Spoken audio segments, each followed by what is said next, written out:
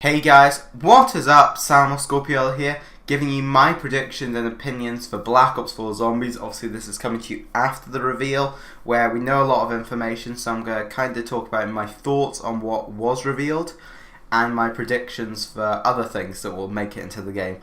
So obviously you're looking at Mob of the Dead gameplay, which is returning in a remake in this game, which we will get to in a bit. But first, I think it makes most sense to talk about the brand new features that are coming to this game. We have a lot of new features. This is going back to more Black Ops 2 days when we had more customization options for our game. So, first new features that Blundell talks about is custom mutations in the load. Now, this is going to be quite interesting. These are going to be ways that we can customize our game to make them either easier or harder, depending on our kind of preferences, so we can adjust things such as the zombie's health, our health, so like how many shots it will take us to down, I guess, the speed of the zombies, movement speed, and how easy it is to train. And that's going to be a big thing generally, because if you can crank that all the way down and make training virtually impossible, that's going to make for a very different kind of experience. This is going to allow players to customize the game around their personal preference to play, so they can make training super easy if they want to, or super hard. Play the game your way, because obviously people play in different ways: camping, training, and obviously Easter egg players. My assumption for this would be that when you are using custom mutations, Easter egg stuff is more than likely disabled, because it would seem a bit unfair during the hunt if everyone was just hunting around, having made the game very easy for them to complete. I think that would be super unbalanced if we could just make the game really easy for when we want to hunt and just to move around at lightning speed. So I'd hope they've kind of balanced that like that. They also talk about how difficulty levels are coming back, so we can choose easy and medium, easy, medium and hard, as we had in Black Ops 2. Again, I'd assume that when you turn it down to easy, the difficulty will obviously, well, I guess zombies will probably be slower, less sprinters, and again, Easter egg stuff would probably make sense to be disabled then, at least until the Easter egg's found, because I mean, it would make sense to make it easier so that, you know, new players can kind of complete the Easter eggs, have some fun with it, just generally to give them a shot at playing these Easter eggs that they generally don't have the skill level to complete. I think that will make for a very interesting experience. We also have the Black Ops Authenticity Stamp system, which is going to be something where I think it's basically going to be like a card type style thing, which will explain kind of the mutations and settings you used when you went into that game and what you achieved. So someone can't just go and claim they went round 1000 and then, you know, they'd actually made everything super easy. Jason Blundell did confirm at a round table thing that he had with the YouTubers at the reveal that round 255 is no longer the maximum round. So for high round players, that's obviously going to be very exciting, you know, being able to go up there. Maybe God knows how high we can go. It could even be uncapped. Imagine seeing people like, I don't know, Steve is a godly high round player. Imagine seeing people like him going round 1000. That would be insane to see. I mean, just that number sitting there of round 1000, it leaves open so many options, all these customizable mutations. It's going to make for a very different experience. He also talks about a zombie rush mode, which he doesn't give many details on, apart from the fact that it will apply very well to both veteran players and noob players. I'd guess this will remove Easter egg type stuff, because to me this sounds more round focused.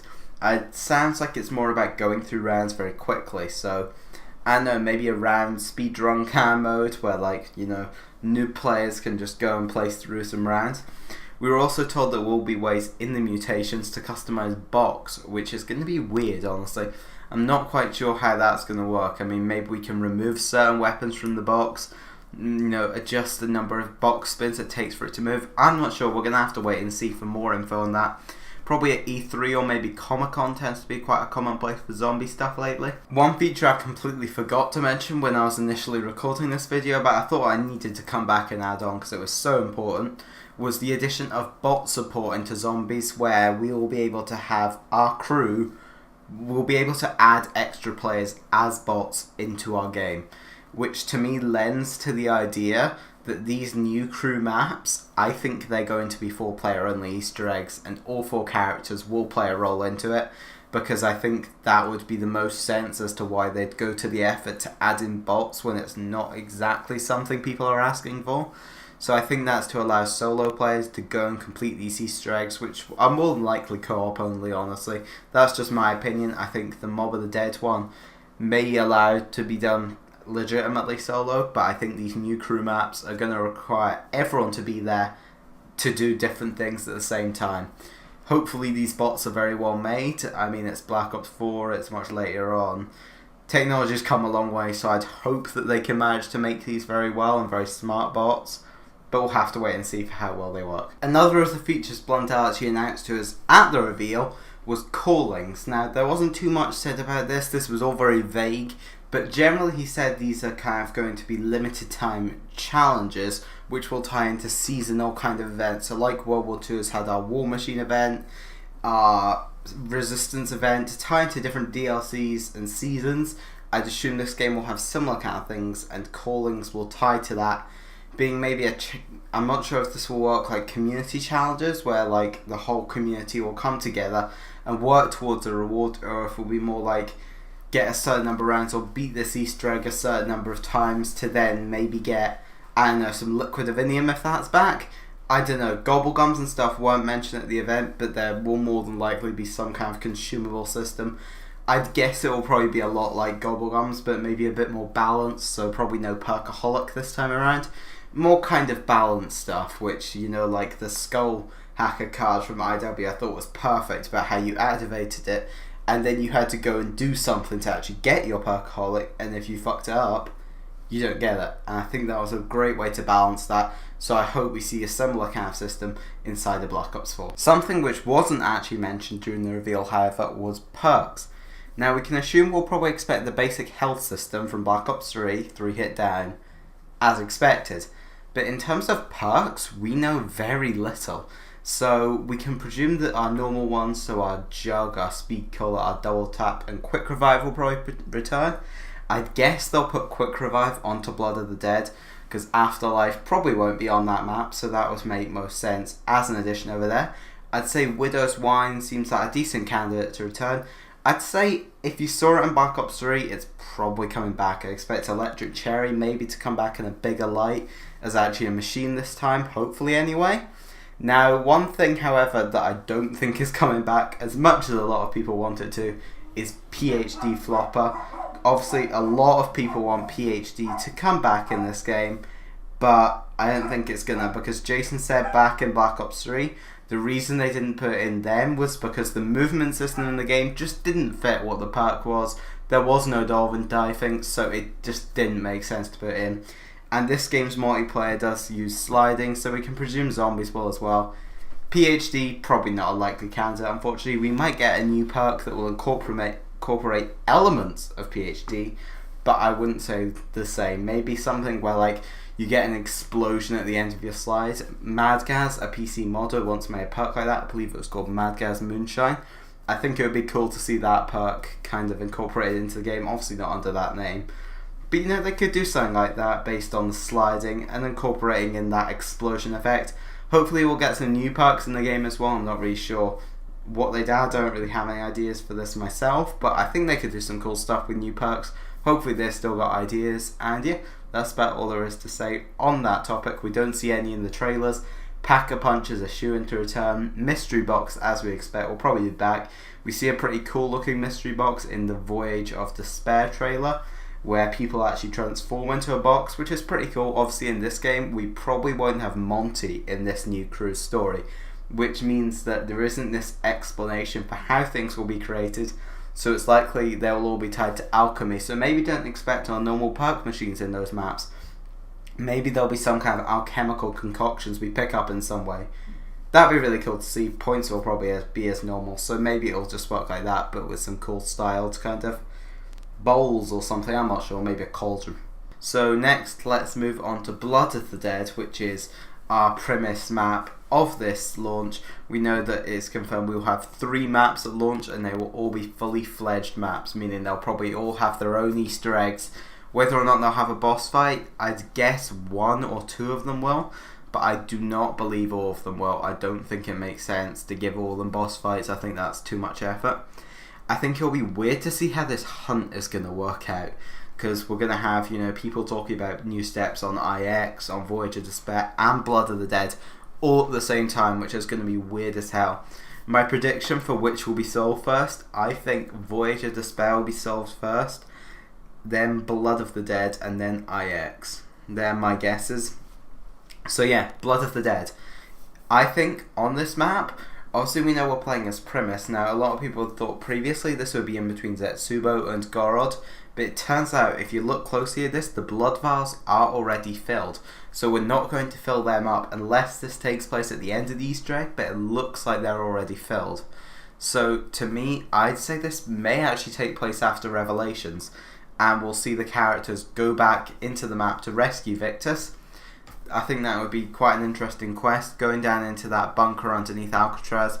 I think they could do a lot of cool stuff with this, honestly. I would assume the Blundergat and Acid Gat would both return because they're just iconic staple to this map. Probably the Gondola will be back as well. Afterlife, probably not because that's specific to that crew who are on the map. Brutus, I'd say he'll probably come back just because, as I said, he's such an icon of this map.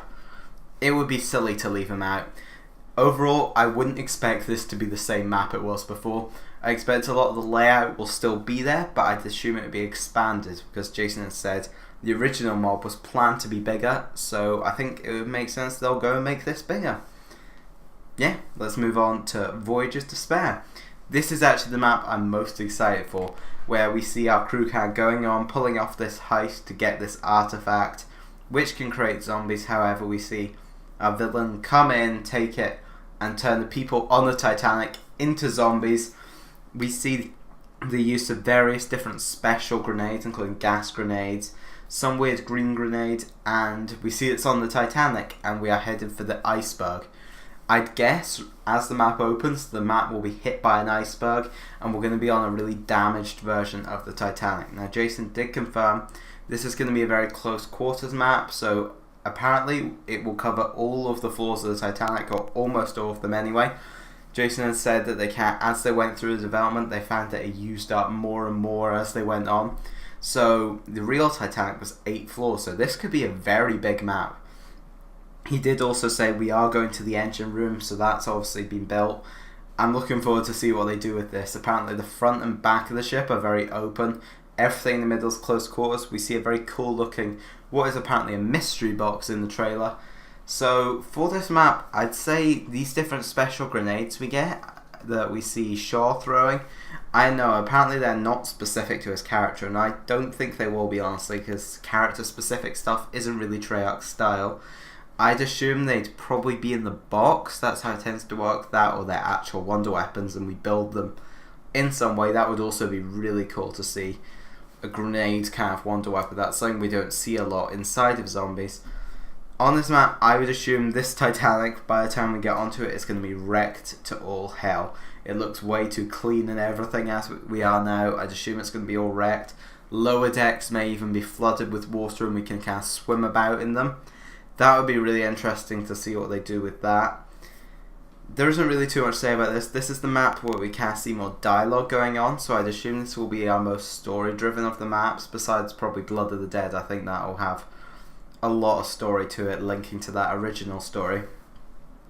And onto IX. There's less to say off this trailer, obviously. We see them kind of use their alchemy to kind of mentally go back in time. I don't think they're actually back in time. I think it's more of a vision, and they are becoming these gladiators inside of this arena. Now, it has been confirmed there is more to this map than this arena, so it isn't a survival map as I thought it could have been.